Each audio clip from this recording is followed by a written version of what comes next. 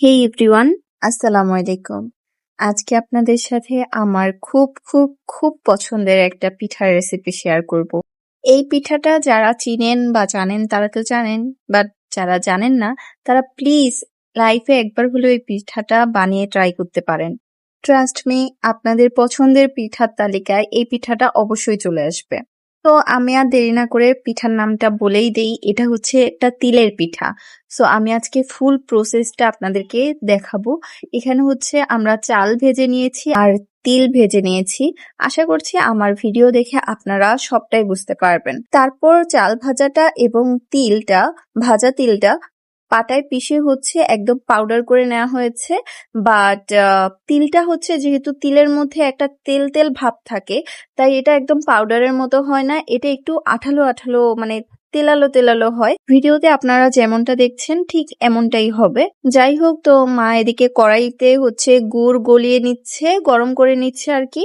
So এটা হচ্ছে আমরা পাটালি গুড়টা ইউজ করেছি এখানে। গুড়টা যখন একটু গলে আসবে তখন চুলাটা একটু অফ করে দিয়ে বা কমিয়ে দিয়ে তারপরে হচ্ছে নারকেলটা দিয়ে দিয়েছি। নারকেলটা এমন দেখাচ্ছে কারণ নারকেলটা ফ্রিজে ছিল তাই। সো এই পর্যায়ে হচ্ছে নারকেলটা ভালোভাবে গুড়ের সাথে মিশিয়ে নিতে হবে, একদম মানে ঘন করে ফেলতে হবে।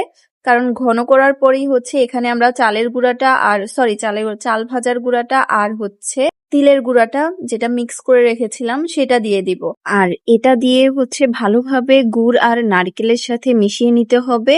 খুব অল্প আছে রান্না করতে হবে, এটা মিশিয়ে নিতে হবে। আর অনবরত হচ্ছে নেড়ে যেতে হবে, কারণ না হলে নিচে হচ্ছে লেগে যেতে পারে।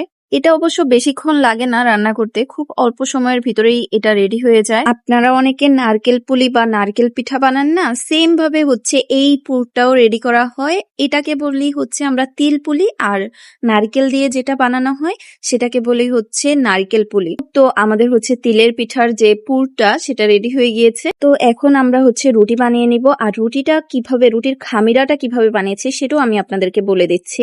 এটা হচ্ছে চালের গুঁড়ি আর ময়দা মিক্স করে হচ্ছে সিদ্ধ রুটির যে আমরা খামিরা বানাই সেইভাবেই হচ্ছে করা। দেন হচ্ছে রুটির মতো করে আপনি হচ্ছে পিঠা বানিয়ে নিতে পারেন। আমি যেভাবে আপনাদেরকে দেখাচ্ছি এভাবেও করতে পারেন। আবার হচ্ছে এখন অনেক সুন্দর সুন্দর পিঠা মেকার পাওয়া যায়, ওগুলা দিয়েও হচ্ছে বানাতে পারেন। বাট এই তিলের পুলি যেটা আছে এটা হাতে বানালে খুব সুন্দর হয়। আর তিলের পুলিটা খুব ছোট ছোট হয়, তো চিকন চিকন ছোট ছোট হয়, দেখতে খুব ভালো লাগে, যেটা পিঠা মেকারে হয় না। পিঠা মেকারে তো একটু বড় সাইজের হয়, তাই হচ্ছে ভালো লাগে না দেখতে। সো এজন্য আমি হাতে বানাচ্ছি। আর এই তো আমার পিঠা রেডি হয়ে গেল, একটা আমি বানিয়ে আপনাদেরকে দেখালাম। সো এখানে আমরা অনেকগুলা পিঠা বানিয়েছি। আমার মা সবসময় একটা কথা বলে যে তিলের পুলি নাকি একটা বরকতহীন পিঠা, যেটা তুমি যতই বানাও এটা খুব তাড়াতাড়ি শেষ হয়ে যাবে। তাড়াতাড়ি না, মানে যখন বানাবে তখনই শেষ হয়ে যাবে, কারণ এটা এতই মজা হয় খেতে, বানানোর সাথে সাথেই সবাই মিলে হচ্ছে এটা খেয়ে ফেলে। যাই হোক, তো আপনাদেরকে এখন তিলের পুলিটা ভেজে দেখাচ্ছি। এই পিঠার একটা বিশেষত্ব হচ্ছে এটা কিন্তু তেলে ভাজে না, এটা হচ্ছে রুটির মতো করে এপাট ওপাট করে আপনি ভেজে নিতে হবে, খালি মানে তাওয়ার উপরে। আমি যেমনটা আপনাদেরকে দেখাচ্ছি, আর আমি এখানে হাত দিয়ে করছি, আপনারা কিন্তু এটা গরম, হাত দিয়ে করতে যাবেন না।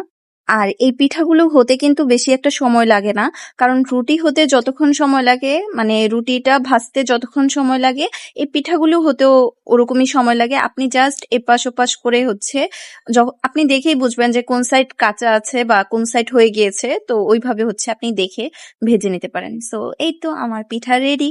আমি আবারও আপনাদেরকে বলছি যে আপনারা একবার হলেও বানিয়ে এই পিঠাটা খেয়ে দেখতে পারেন, এটা আসলেই অনেক মজার একটা পিঠা। সো এই ছিল আমার তিলের পুলি পিঠার ভিডিও। নেক্সট ভিডিও আসার আগ পর্যন্ত আল্লাহ হাফিজ।